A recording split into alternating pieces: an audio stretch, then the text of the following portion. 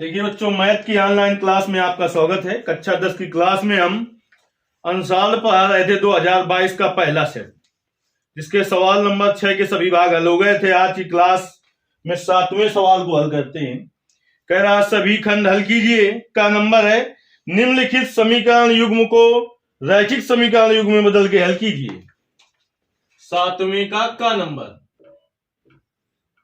सवाल है 5/x-1 धन 1/y-2 बराबर 2। एक समीकरण ये है। दूसरा समीकरण है 2/x-1 माइनस 1/y-2 बराबर 1/3। दूसरा समीकरण ये है। इसे रैखिक समीकरण में बदल के हल करना है।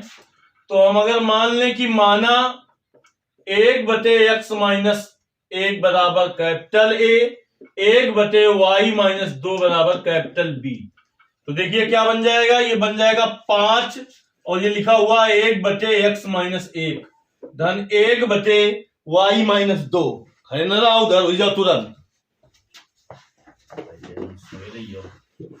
बराबर 2 है। तो 5 और इसको क्या माना है हमने, 5 और इसको माना है हमने A प्लस 1/y-2 को माना है 1/y-2 को माना है B बराबर 2। समीकरण नंबर 1 डाल दिया इसको। इससे देखिए क्या लिख सकते हैं, 2 और कोष्ठ में 1/x-1 माइनस 1/y-2 बराबर 1/3। तो 2 और इसे माना है A, तो ये हो गया 2A माइनस इसे क्या माना है B बराबर 1/3। 3 का गुणा इसमें करा दो, 6A माइनस 3B बराबर 1। समीकरण नंबर 2। अब समीकरण 1 और 2 को हल करके A और B के मान पहले ज्ञात करें। तो इसके लिए या तो A का गुणांक बराबर होना चाहिए या तो B का। अगर A का गुणांक बराबर करना चाहते हो तो समीकरण 1 में 6 से और समीकरण 2 में 5 से गुणा करना पड़ेगा। अगर B का गुणांक बराबर करना चाहते हो तो केवल एक ही समीकरण में गुणा करना पड़ेगा, यानी समीकरण 1 में 3 से गुणा कर देंगे। समीकरण 1 में 3 से गुणा करके समीकरण 2 में जोड़ने पर, ये क्यों कह दिया जोड़ने पर, चिन्ह विपरीत हो, जो गुणांक समान है उनके चिन्ह विपरीत हो तो जोड़ा जाता है और चिन्ह समान हो तो घटाया जाता है। तो इसमें करेंगे 3 से गुणा तो क्या आ जाएगा, 15A प्लस 3B बराबर 6। 3 से गुणा करेंगे तो अब चिन्ह देख रहे हैं कैसे, विपरीत, तभी हमने क्या लिख दिया है जोड़ने पर। तो बराबर 1 जोड़ दीजिए, इससे कट गया 15 और 6 21। A बराबर 7, A बराबर 7/21। देखिए नीचे तक कहा रहा है A बराबर आ गया 1/3। अब A का मान समीकरण 1 में रख दो चाहे 2 में रख दो, B का मान निकल आएगा। तो समीकरण 1 से क्या है, समीकरण 1 में 5A प्लस B बराबर 2। तो 5 और A का मान कितना निकला, 1/3 प्लस B बराबर 2। तो 5/3 धन B बराबर 2। तो B बराबर क्या आ जाएगा, 2 माइनस 5/3। इसके बटे कुछ नहीं है तो क्या है 1। तो एलसीएम कितना हो जाएगा 3। 1 का भाग 3 में दो, 3 बार जाएगा, 3 दूनी 6 माइनस 5। तो B बराबर क्या आ गया, 6 माइनस 5 1/3। लेकिन हमें A और B के मान नहीं, X और Y के मान निकालने थे। देखिए A का बराबर माना था, A बराबर निकला है 1/3, लेकिन A का बराबर माना था 1/x माइनस 1 बराबर 1/3। गुणा कराओ, 3 बराबर x माइनस 1। तो x बराबर 3 धन 1, तो x बराबर कितना हो जाएगा, 4 आ गया। अब देखिए B बराबर कितना आया, 1/3। तो B का बराबर माना था 1/y-2 बराबर 1/3। नहीं, B का मान कितना निकला था, A का मान भी 1/3 और B का मान भी तो 3 बराबर क्या हो जाएगा, y माइनस 2। तो y बराबर कितना आ जाएगा, 2 प्लस 3। तो y बराबर कितना आ गया, 5। लाइए उत्तर। x का मान 4 और y का मान 5। x का मान 4 और y का मान 5। यहां तो उत्तर है, वहां कैसे मिलाओगे आप। x और y के मान जो निकले हैं चाहे इस समीकरण में रख दो, अगर संतुष्ट करे यानी मान रखने पर इधर भी 2 आ जाए x और y के, तो उत्तर आपका सही है। पेपर में ऐसे उत्तर चेक कर लिए जाते हैं, दूसरे से नहीं पूछा जाता है। हो सकता है उसका सही आया हो तो वो गलत बता दे, हो सकता है कि उसने कैलकुलेशन में गलत कर दिया हो तो आपका सही हो तो आप भी गलत कर दें। उस सब से बचने के लिए जो मान निकले चाहे इस समीकरण में चाहे इस समीकरण में रख दो, संतुष्ट कर देंगे तो आपका उत्तर सही है। अब इसी के अथवा में जो है, पेपर में अथवा लगा है तो एक ही करना होता है, लेकिन यहां पर हम प्रैक्टिस कर रहे हैं। जब यहां पर हम प्रैक्टिस कर रहे हैं तो हमें क्या करना होता है, ज्यादा से ज्यादा सवाल लगाने होते हैं। यदि कुछ ना समझ में आए तो आपको कमेंट करना होता है कि ज्यादा तेज बता रहे हैं कि कुछ समझ में नहीं आ रहा है, तो उसके लिए आपको कमेंट करना होता है, तो आपको फिर हम और धीरे समझाएंगे। 7वें के का अब बता रहे हैं हम कौन सा, अथवा वाला प्रश्न। 7वें के का अथवा वाला प्रश्न है, एक नाव की शांत जल में चाल 4 किलोमीटर प्रति घंटा है, धारा की दिशा में 12 किलोमीटर जाने तथा धारा की विपरीत दिशा में 12 किलोमीटर लौटने में 8 घंटे का समय लगता है। धारा की चाल ज्ञात कीजिए। इसी तरीके का एक सवाल हमने बहुत अच्छी तरह तैयार कराया है कि रूपाली एक नाव को जिसकी शांत जल में चाल 15 किलोमीटर प्रति घंटा है, धारा की दिशा में 30 किलोमीटर जाने और वापस आने में कुल समय 4 घंटा 30 मिनट लगता है, धारा की चाल ज्ञात कीजिए। वो भी बहुत इंपॉर्टेंट सवाल है और दोनों सवाल एक ही तरीके से लगते हैं। सबसे पहले क्या दिया हुआ है वो लिख लेंगे, शांत जल में चाल दी है, शांत जल में चाल। देखिए देख लेते हैं कितनी दी है शांत जल में चाल, 4 किलोमीटर प्रति घंटा। देख लीजिए दिया है कि नहीं दिया। अब धारा की चाल ज्ञात करना है, तो मान ले माना धारा की चाल कितनी, यक्स मान ले x किलोमीटर प्रति घंटा। अब देखिए आपने कभी देखा होगा कि आप साइकिल से कहीं जा रहे हो और हवा बिल्कुल शांत है, तो साइकिल आप जितनी चाल से चलाएंगे साइकिल की चाल वही होगी। लेकिन यदि आप साइकिल से जिधर जा रहे हो, आप 4 किलोमीटर प्रति घंटा की चाल से मान लो जा रहे हो, लेकिन हवा उधर है चल रही हो जिधर तुम जा रहे हो उधर को 2 किलोमीटर प्रति घंटा की चाल से, 4 तुम्हारी चाल होगी, 2 हवा की। अब चाल कितनी हो जाएगी, 6।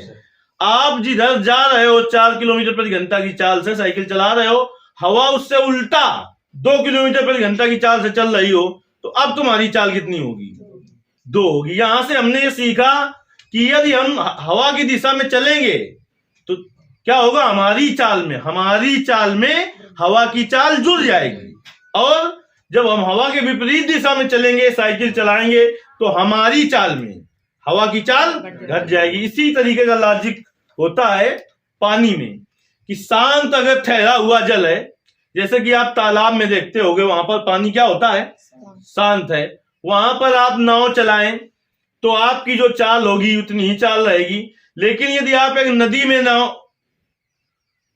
में नाव चला रहे हैं और आप नाव चला रहे हैं 5 किलोमीटर प्रति घंटा की चाल से और पानी बह रहा है 3 किलोमीटर प्रति घंटा की चाल से, तो अब चाल क्या होगी, 5 3 8 किलोमीटर प्रति घंटा की चाल से। आप नदी में नाव चला रहे हैं, धारा बह रही है इधर से इधर की ओर, हमारी ओर आ रही, और आप चला रहे हैं नाव इधर से इधर की ओर 5 किलोमीटर प्रति घंटा की चाल से, और धारा चल रही 3, तो अब चाल कितनी होगी, 2। यही लॉजिक लगेगा इस सवाल में। तो धारा की दिशा में नाव की चाल कितनी हो जाएगी, धारा की दिशा में नाव की चाल, तो जो आपकी चाल थी शांत जल में उसी में धारा की चाल जुड़ जाएगी, 4 + x किलोमीटर प्रति घंटा। अब धारा की विपरीत दिशा में, धारा की विपरीत दिशा में, विपरीत दिशा में नाव की चाल, धारा की विपरीत दिशा में नाव की चाल होगी 4 - x किलोमीटर प्रति घंटा। ये क्या होगी? धारा की विपरीत दिशा में चाल। और लेकिन जा कितनी दूर रहा है? 12 किलोमीटर, और वापस भी कितना आ रहा है? 12 किलोमीटर। तो धारा की दिशा में 12 किलोमीटर जाने में लगा समय, जाने में लगा समय। समय बराबर बेटा क्या होता है? दूरी बटे चाल। दूरी कितनी है? 12। और धारा की दिशा में किस चाल से चल रहा है? 4 + x। अब देखिए मात्रा क्या होगा? दूरी का मात्रक था किलोमीटर, और इसका मात्रक क्या है? किलोमीटर प्रति घंटा, मतलब होता है बटे घंटा। तो किलोमीटर से किलोमीटर कट जाएगा, बार बार गुना होगा, घंटा चला जाएगा ऊपर। यानी चाल कितनी होगी धारा की दिशा में? 12 बटे 4 + x घंटा, यानी समय लगेगा। किधर? धारा की दिशा में 12 किलोमीटर जाने में कितना समय लगेगा? 12 बटे 4 + अब धारा की विपरीत दिशा में, धारा की विपरीत दिशा में, विपरीत दिशा में 12 किलोमीटर वापस आने में लगा समय, वापस आने में लगा समय। समय बराबर क्या होता है बेटा? दूरी बटे चाल। दूरी 12 ही है, लेकिन विपरीत दिशा में चाल कितनी है? 4 - इतने घंटा। प्रश्नानुसार कह रहा है जाने और आने में कितना समय लग रहा है? 8 घंटा। जाने में जो समय लगा और आने में दोनों मिलाकर, यानी प्लस, तो कितना? 12 बटे 4 + x प्लस 12 बटे 4 - x। जाने का समय प्लस कितना लग रहा है? अब 12 इससे हम ले लें तो 1 बटे 4 धन x धन 1 बटे 4 - x बराबर 8। अब देखिए इधर कैलकुलेशन कर लेते हैं। 12 इधर आप क्या करोगे? एलसीएम ले लोगे। क्या? 4 + x और 4 - x। तो आप क्या देख रहे हो? 4 + x से 4 + x कट जाएगा, कितनी बार जाएगा? 4 - प्लस, अब 4 - x से 4 - x कट जाएगा, 4 + x बराबर 8। x से x कट गया, 12 गुणते 4 धन 4 बटे 1 कोष्ठ में a + b, 1 कोष्ठ में a - b। तो 4 का स्क्वायर 16 - x का स्क्वायर x² बराबर 8। 8 गन्नम 8। देखिए इधर का दिखाई पड़ रहा है। अब इधर का कर देते हैं कैलकुलेशन, इधर कर देते हैं। अब क्या बचा आपके पास? 12 बटे 16 - x² बराबर 1। इसके बटे कुछ नहीं, तो एक त्रिया गुणा कराओ। 12 बराबर 16 - x², x² इधर लियो। x² बराबर 16 - 12, x² बराबर 4, तो x बराबर +- 2, या +√4, तो +- 2, लेकिन चाल ऋणात्मक नहीं होती, तो इसलिए ऋण चिन्ह छोड़ने पर x बराबर 2 किलोमीटर प्रति घंटा। तो क्या पूछा था हमसे? धारा की चाल। धारा की चाल कितनी मानी थी?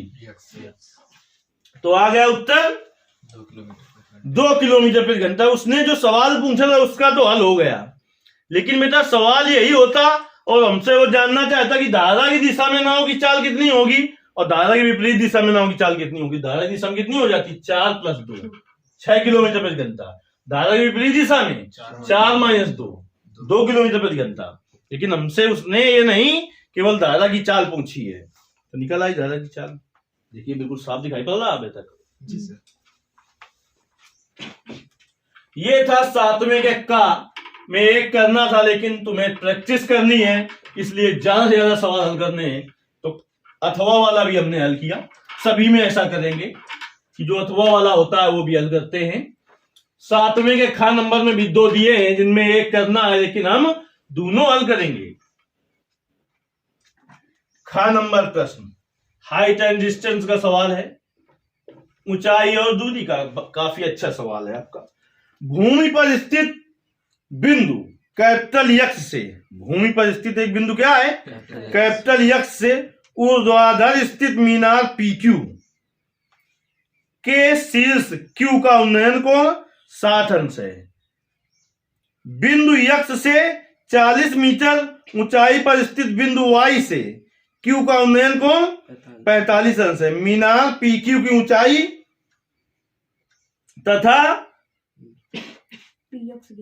तथा दूरी PX ज्ञात कीजिए। बहुत से लोग इसका चित्र नहीं बना पाएंगे और हमने आपको ये पढ़ाया है, जब ऊंचाई दूरी पढ़ाई है, कि अगर चित्र आप ऊंचाई दूरी के सवाल को बना लेते हैं तो 70% सवाल हल हो गया, फिर सवाल में कुछ बचता नहीं है।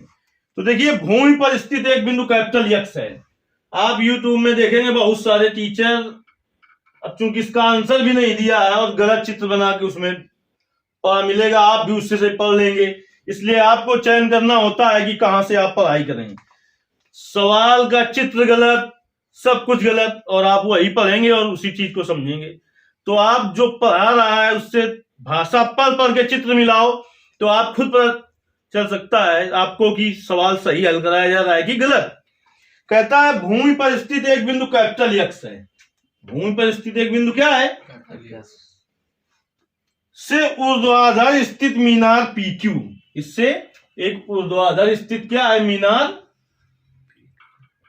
PQ। ये क्या है PQ बेटा? मीनार है। थोड़ा थोड़ा करते जाते हैं। स्थित मीनार PQ के शीर्ष Q का उन्नयन कोण 60 अंश है। कहां से? यक्स से। PQ के किसका? Q का उन्नयन कोण कितना है? 60 अंश है। फिर सवाल कहता है बिंदु यक्स से 40 मीटर ऊंचाई पर बिंदु Y स्थित है। बिंदु यक्स से कितनी ऊंचाई पर बेटा? 40 मीटर ऊंचाई पर बिंदु Y स्थित है। कितने मीटर की ऊंचाई पर? 40 मीटर की ऊंचाई पर। बिंदु Y से शीर्ष Q का उन्नयन कोण 45 अंश है। बिंदु Y से उन्नयन कोण कितना है? तो पहले आप इस यक्स P के समांतर रेखा खींच दो। यहां पर इसे क्या लिख दोगे? यम। अब कितना कोण बताया उसने? 45 अंश। ये 40 है तो ये भी कितने का होगा? इतना 40 मीटर का होगा। अब उसने आपसे जानना चाहा है किसकी ऊंचाई? मीनार PQ की ऊंचाई। तो यहां से यहां तक जो बची है उसे कितना मान लेगा हम? यच मान ले। इस दूरी को यक्स मान ले तो ये भी कितने का होगा? यक्स होगा। इधर ये पूरी दूरी कितने की हो जाएगी? 40 प्लस h। 40 प्लस, अगर हम मीनार की ऊंचाई पहले मान चुके होते, सब कुछ समझ लेते हैं कि अगर इसको इतने को यच मानेंगे तो पूरी कितने की हो जाएगी? 40 प्लस यच। लेकिन अगर मीनार की ऊंचाई पहले हम मान चुके होते यच, इतनी ऊंचाई थी 40, तो अब इतनी ऊंचाई कितने की होती है? तो जैसे आपका मन हो उस तरीके से करो, सवाल सही होना चाहिए। भाषा एक बार फिर से देख लो। माना PQ एक मीनार है जिसकी ऊंचाई यच है। इस मीनार से स्मॉल यक्स क्षैतिज दूरी पर एक बिंदु कैपिटल यक्स है। इस बिंदु से यक्स बिंदु से बिंदु Q का उन्नयन कोण 60 अंश है। इस बिंदु यक्स से 40 मीटर की ऊंचाई पर बिंदु Y है। इस बिंदु Y से बिंदु Q का उन्नयन कोण 45 अंश है। अब चूंकि PX समांतर है YM के, तो PX इसके बराबर होगा, और XY, ये XY समांतर है PM के, तो इसके बराबर होगा। अब आ जाते हैं बेटा, पहले त्रिभुज हम ले लेते हैं। मान लो त्रिभुज ले ले पहले QXP में। QXP में तो क्या होगा बेटा? QXP त्रिभुज लो। QXP tan 60 बराबर PQ बटे PX।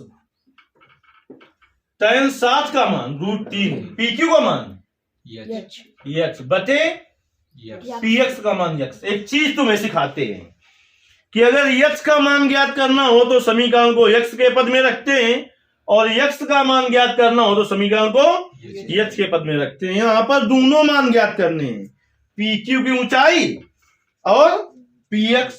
तो समीकरण को चाहे h के पद में रखो, चाहे x के पद में रखो, चाहे h के पद में, दोनों ही सही है।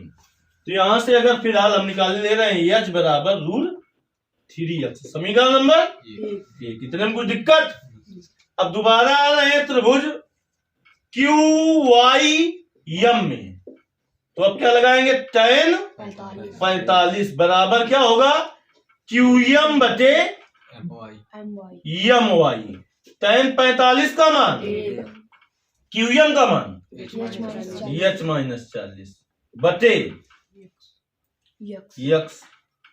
तो यहां से देखिए x बराबर क्या आ जाएगा? H-40। तो अब h का मान समीकरण 1 से रख दो इसमें। h का मान समीकरण 1 से रखने पर, देखिए बेटा क्या आ जाएगा? x किसका मान रख रहे हैं? h का। तो x बराबर h का मान √3x माइनस का 40 के जल्दी आओ। 40 बराबर क्या आ जाएगा? √3x minus x। तो 40 बराबर बेटा x कॉमन ले लो, तो √3 माइनस 1। तो x बराबर कितना आ जाएगा? 40 बटे √3 माइनस 1। चाहो तो इसको और सरल कर लो, कैसे? हर का परिमेयकरण करा लो। तो x बराबर बेटा क्या आ जाएगा? 40 बटे √3 माइनस 1, हर का संयुग्मी क्या होगा? √3 प्लस 1 का अंश और हर में क्या करोगे? गुणा कर दोगे, तो ऊपर हो जाएगा 40 और कोष्ठ में √3 प्लस 1 बटे एक कोष्ठ में a माइनस बी, एक कोष्ठ में a प्लस बी, तो हो जाएगा √3 का स्क्वायर 3 माइनस 1 का स्क्वायर 1। तो अगले स्टेप में क्या करोगे? अगले स्टेप में दिखाओगे, हम यहाँ पर साफ कर दे रहे हैं, 2 आ जाएगा। 20 दूना 40, तो 20 और कोष्ठ में √3 धन 1 मीटर। यहां से आप छोड़ दो तो सही है, या तो √3 का मान रख दो 1.732, तो हो जाएगा 20 गुणते 1.732 धन 1 2.732, गुणा कर लो, जितना आ जाएगा ये x का मान हो गया, यानी px का मान निकल आया ये। लेकिन हमें और क्या का मान निकालना है? h का मान निकालना है। तो समीकरण 1 से आ जाओ। समीकरण 1 से क्या है? h बराबर √3x। तो √3 और x का मान कितना निकला है? 20 और √3 धन 1, √3 के अंदर गुणा कर दो, √3 गुणा √3 धन, कहा √3 का गुणा इसमें भी होगा, √3 मीटर। यहां से छोड़ दो, या 20 और 3 धन √3 का मान 1.732, तो 20 गुणते 4.732। अब गुणा कर लोगे? हैं? कर लोगे गुणा ना? और इसमें भी ऐसे गुणा कर सकते हो कि 20 और 1.732 धन 1, तो 20 गुणते 2.732, गुणा कर लोगे 20 का? गुणा कर सकते हो कि करें? ये भी कर लोगे ना? आसानी से कर पाओगे। तो ये सवाल पूरा आपका हल हो गया। अब अथवा वाला भी देख लेते हैं बेटा, अथवा वाला भी सवाल देख लेते हैं।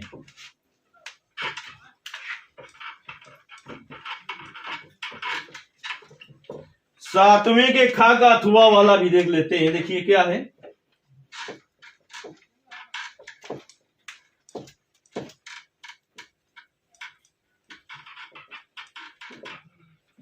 कह रहा है 36 तल पर स्थित बिंदु O से।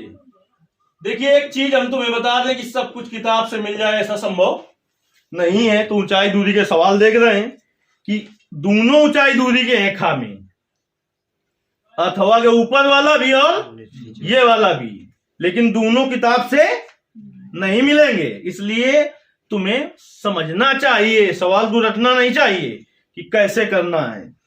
सवाल दो बार पढ़ लेते हैं। क्षैतिज तल पर स्थित बिंदु O से उसी तल पर खड़े एक ऊर्ध्वाधर मीनार के शीर्ष का उन्नयन कोण 30 अंश है। मीनार की ओर 40 मीटर चलने पर उन्नयन कोण 60 अंश हो जाता है। मीनार की ऊंचाई ज्ञात कीजिए। चलिए, क्षैतिज तल है ये, जहां आप बैठे हो, हम खड़े हैं, ये है क्षैतिज तल। इसी पर एक बिंदु क्या दिया है? O दिया है। से उसी तल पर एक ऊर्ध्वाधर मीनार खड़ी है। एक मीनार खड़ी कर दी इस पर, ऊर्ध्वाधर PQ। कौन सी मीनार खड़ी कर दी? PQ। क्षैतिज तल पर स्थित बिंदु O से उसी तल पर खड़े एक ऊर्ध्वाधर मीनार के शीर्ष, इस मीनार का शीर्ष ये, इस बिंदु को कहेंगे आधार बिंदु या पाद बिंदु। उन्नयन को 30 अंश है। कितना है? 30 अंश दिया है। फिर बेटा कहता है मीनार की ओर 40 मीटर चलने पर, तो मीनार किधर है? जब लक्ष्य की ओर जाते हैं तो कोण का मान बढ़ता है। 40 मीटर चले तो बिंदु मान लो कि मिल गया, यहां पर यम मिल गया। 40 मीटर चले तो 40 मीटर चलने पर उन्नयन कोण कितना हो जाता है? 60 अंश हो जाता है। जब 40 मीटर चले तो उन्नयन कोण 60 अंश हो गया। पहले भी बता रखा है, ऊंचाई दूरी पर आई है कि लक्ष्य के जितने जितने पास जाते हैं कोण का मान उतना ही बढ़ता जाता है, और लक्ष्य से जितना दूर हटते हैं कोण का मान उतना ही घटता जाता है। जैसे कि इसने केवल इतना शब्द ये कहता कि 40 मीटर बढ़ने पर, बिंदु O से 40 मीटर बढ़ने पर उन्नयन कोण 60 अंश हो जाता है, तो तुरंत हम समझ जाते हैं चित्र में कि ये मीनार की ओर बढ़ रहा है। लेकिन ये कहता है कि बिंदु O से 40 मीटर बढ़ने पर, क्योंकि बढ़ तो इधर भी सकता है, बढ़ इधर भी सकता है, उन्नयन कोण 20 अंश हो जाता है। तो पहले 30 था, 20 हुआ। उन्नयन कोण घटे तो हम लक्ष्य से दूर जा रहे हैं। लक्ष्य है हमारी मीनार, लक्ष्य क्या है? तो इससे कोण घटेगा तो इससे हम दूर जाएंगे, और कोण बढ़ेगा तो इसके पास जाएंगे। अब अगर कह देता कि 20 मीटर बढ़ने पर उन्नयन कोण 80 अंश हो जाता है, तो यानी 20 मीटर इस तरफ जाते, 20 मीटर इस तरफ जाते। लेकिन अब हम समझ गए कि किधर जा रहे हैं, मीनार की ओर जा रहे हैं। उन्नयन कोण 60 अंश हो जाता है। मीनार की ऊंचाई ज्ञात कीजिए। मीनार की ऊंचाई हम क्या मान लें? यच है। क्या है? यच है। और यहां से यहां तक की दूरी कितनी मान लें? यक्स है। पूरी दूरी कितनी की हो जाएगी? 40 प्लस यक्स हो जाएगी मीटर। अब लिख लेते हैं भाषा। माना PQ एक मीनार है जिसकी ऊंचाई यच या यच मीटर है। माना PQ एक मीनार है जिसकी ऊंचाई यच मीटर है। इस मीनार का शीर्ष बिंदु P और आधार बिंदु Q है। क्षैतिज समतल पर एक बिंदु O है जहां से मीनार के शीर्ष का उन्नयन कोण 30 अंश है। इस बिंदु O से 40 मीटर मीनार की ओर चलने पर बिंदु यम प्राप्त होता है। इस बिंदु O से 40 मीटर मीनार की ओर चलने पर बिंदु यम प्राप्त होता है, जहां से मीनार के शिखर का उन्नयन कोण 60 अंश है। माना बिंदु यम से Q तक की दूरी यक्स है, तब OQ बराबर होगा 40 प्लस यक्स। अब आ जाते हैं, पहले त्रिभुज ले लें चाहे आप P M Q में, P M Q में tan 60 बराबर क्या होगा? PQ बटे MQ। tan 60 का मान रूट बराबर PQ को मान MQ को मान। तो हमें ज्ञात क्या करना है? मीनार की ऊंचाई इसमें ज्ञात करनी है केवल। तो हमें क्या का मान ज्ञात करना है? यक्स का। तो समीकरण को यक्स के पद में रखेंगे, यानी यक्स बराबर निकालेंगे। तो यक्स बराबर क्या आ जाएगा? X upon root 3। समीकरण नंबर 1। अब दोबारा आते हैं त्रिभुज PM। पहले त्रिभुज POQ कल्पना कर दिया क्या? वो वाला सही है। त्रिभुज PMQ में, ठीक है। अब त्रिभुज लेंगे POQ में, POQ में। इधर tan 60 बराबर PQ बटे, ठीक है। तो अब कोण कितना है? 30 अंश। tan 30 बराबर क्या हो जाएगा? पी क्यू बटे ओ क्यू क्यू, 33 का मान, ये बटा रूट तीन पी क्यू का मान, पीएच ओ क्यू का मान, 40 40 plus प्लस x. एक्स फिर यह गुणा कराओ बेटा। इस समीकरण को हल करना है बस, और कुछ नहीं। तो 40 प्लस यक्स बराबर कितना हो जाएगा? Root 3x। यक्स का मान समीकरण एक से रखने पर, यक्स का मान समीकरण एक से रखने पर, एक से रखने पर, तो 40 प्लस यक्स का मान कितना है? यच बटे रूट 3 बराबर रूट 3h। तो 40 बराबर कितना आ जाएगा? रूट 3h माइनस यच बटे रूट 3। तो 40 बराबर क्या कॉमन ले लें? यच। तो क्या आ जाएगा? रूट 3 माइनस 1 बटे रूट 3। तो 40 बराबर यच, इसके बटे कुछ नहीं है तो 1 है। रूट 3 क्या करोगे? एलसीएम ले लो। तो क्या हो जाएगा? 1 का भाग रूट 3 में तो रूट 3 बाहर जाएगा। रूट 3 का रूट 3 में गुणा करोगे 3 आ जाएगा, माइनस रूट 3 का रूट 3 में भाग दो 1 बाहर जाएगा, 1 गुणते 1 हो जाएगा। 40 बराबर 2 माइनस 1, सॉरी 3 माइनस 1, 2 एच बटे रूट 3। तो हमें एच का मान निकालना है, तो सबको एक तरफ ले आओ।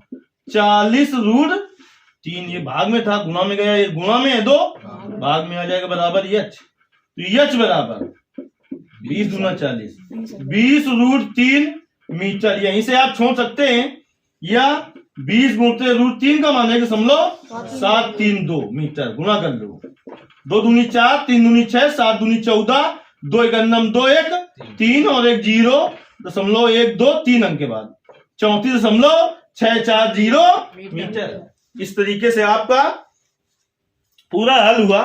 देखिए यूट्यूब में आप बहुत सारे टीचरों से पढ़ते होंगे, अगर 1 घंटा की क्लास है तो 20 मिनट उसमें दूसरी बातें बताई जाती हैं, लेकिन यहाँ पर आपको सिर्फ पढ़ाई की बात की जाती है। बार बार यहाँ पर ऐसा कुछ नहीं कहा जाता है कि वीडियो को लाइक करिए और ज्यादा से ज्यादा शेयर करिए। आपको समझ में आए कि वास्तव में यहाँ से फायदा है, तब आप ऐसा काम करिए।